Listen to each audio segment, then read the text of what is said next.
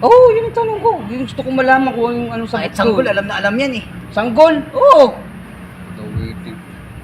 O anong sagot? Anong sagot? Si ano? Nakakainit, no? Oo, nakakainit na. Meron pa tayo dito eh. Tagal tumaman ng mga sakit dito eh. Ay, magandang naisip. Ay, ito pre, may naisip nga pala ako pre.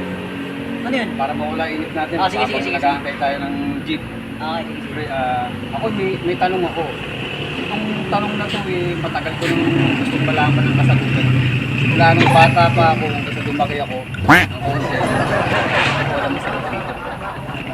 Ano ba yung tanong mo? Ito yung tanong ko pre. Sino ang kauna-unang arkitektur sa buong mundo? Hindi ko alam yung sagot. Gusto ko malaman sa'yo kung alam mo. Hindi mo alam? Hindi mo, kaya ako nagtatanong, di ba? Yun ang tanong mo? Oo, yun ang tanong ko kanina pa. Ano ba? Alam mo ba yun? Siyempre, alam ko yun ah. Oo, sino nga? Para malaman ko rin. Si Eva. Si Eva? Oh.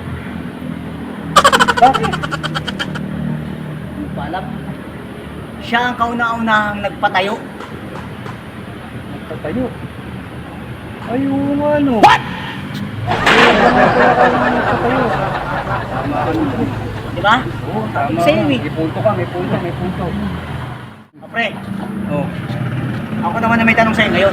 Oo, sige. Tanong ko lang. Sige, para alam ko yun. Sino ang kauna-unahang estudyante sa buong mundo? Estudyante sa buong mundo. Iba yung tanong mo, pre. Oo. Anak lang waiting. Pre, di pa ako sinisilang. Binubuo pa lang yung utak ko. Alam ko na yung sagot dyan. Nakadetali na kagad dyan. Memory yan. Alam mo ba kung sino? O sino? Ito na ang sagot. Si Adan, pre. Si Adan. Adan. Yan ang sagot dun. Ano Adan? Si Adan. Bakit? Kasi siya kauna-unahang pumasok. Aray ko. Ano kalokohan niya? Ay, bakit? Kalokohan din naman yung sinagot mo sa akin eh. Di ba?